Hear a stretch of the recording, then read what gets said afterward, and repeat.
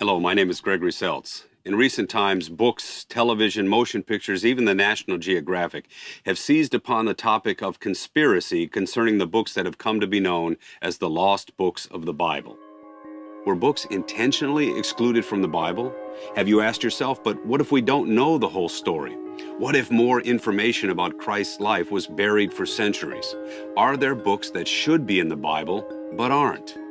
We're going to explore the collection of ancient writings that are not in the Bible. We'll not only examine their history, but we will also explore their content. We will investigate these writings and come to understand why they're not in the Bible. The ancient writings and books that we will be examining have been called the lost books, the lost Gospels.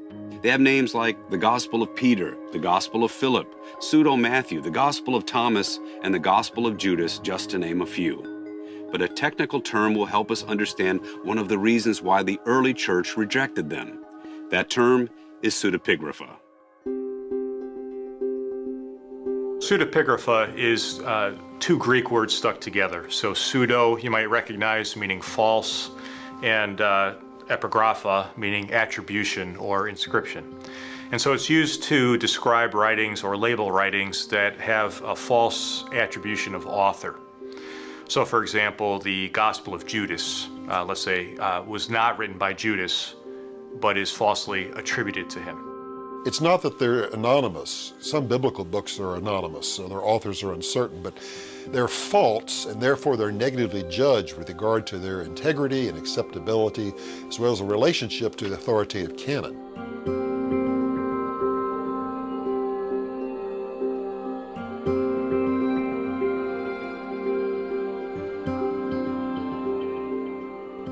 Before we examine these books, their content and history, let's take a look at the Bible that we have today, both the Old and New Testament, and see how it came to be. The Bible was written over a 1,400-year period by about 40 different authors. The Old Testament canon came about roughly in 450 BC, which is to say 450 years before Christ, organized by a very familiar name, Ezra. Now, after the Babylonian captivity was over, Ezra, with Nehemiah by his side, basically organized what we know today as the Tanakh, or the Old Testament. And then we have a period of the intertestamental era in which we have the so-called apocryphal books, capital A, the familiar books that really take us from Malachi in the Old Testament to Matthew in the New Testament.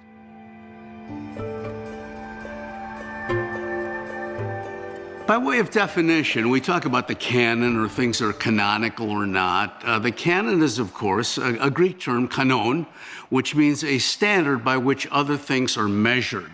And so this would be the standard of scriptural authority. Well, in the case of the Gospels, for example, we would have 3 or 4 main rules that have always been used by the church. First of all, the material would have had to have been written by an eyewitness or a near eyewitness. Now, Matthew, Mark, John were eyewitnesses, obviously, in the Jesus ministry. What about Luke? Well, Luke clearly wasn't around at the Nativity, but he learned the material almost on a first-hand basis. Probably it was when Luke was in Jerusalem that he would have interviewed Mary, the apostles, in terms of what happened in this greatest story ever told. The second rule is that the material must be coherent with the rest of basic Christianity. The material, in a third place, must have been used widely in the early church. It must have been quoted by the church fathers, must have been used actively in the worship life of the church. Some add a fourth, that the material must be coherent with itself. It must not have contradictions.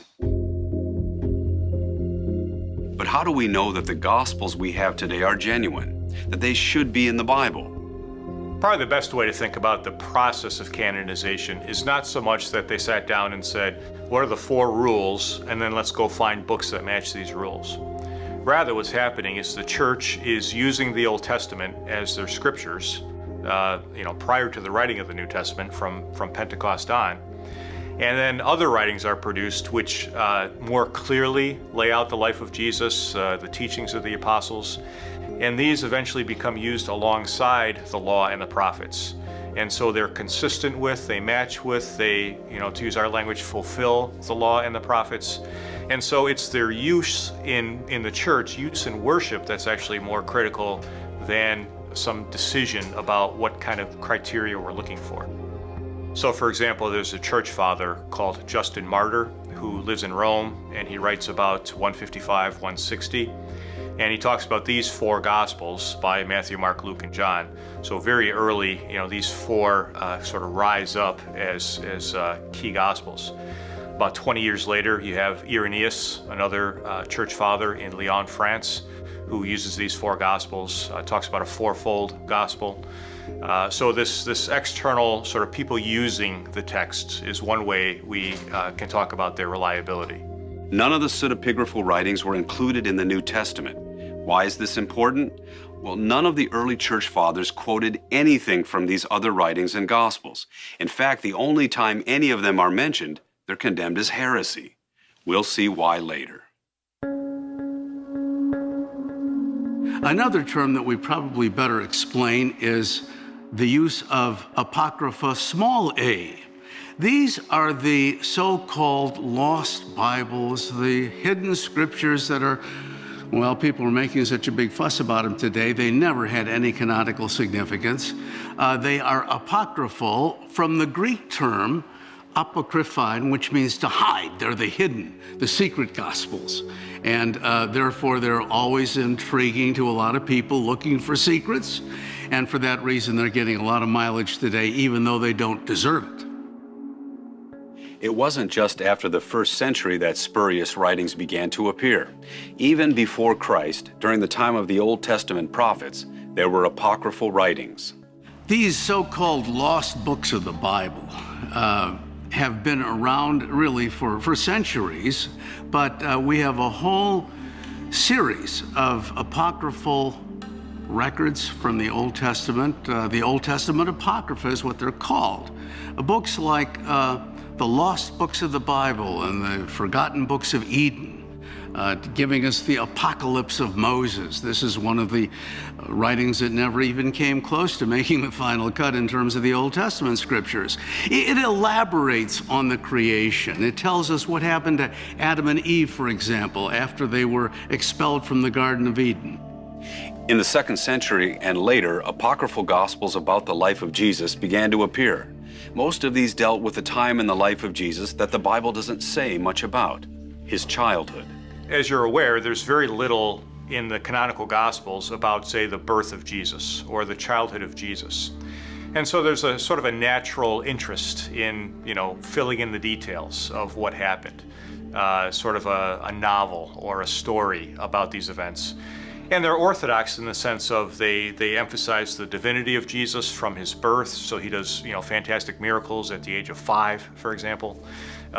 They emphasize the virgin birth of Jesus, from Mary. So very orthodox in their teachings, and not really intended to replace the canonical Gospels, nor to be used for teaching and preaching, but as, kind of like a movie. When you tell a life of Jesus sort of movie or a TV special, you sort of make it more interesting and reflective of the kind of things you want to talk about. And that's really a way to look at many of these apocryphal Gospels, that they're just kind of filling in the story in some ways. You can find some amazing stories in the apocryphal Gospels about the childhood of Jesus, stories that you won't find in the Bible, even a lot of things about Christmas. We'll undertake that investigation in our next session.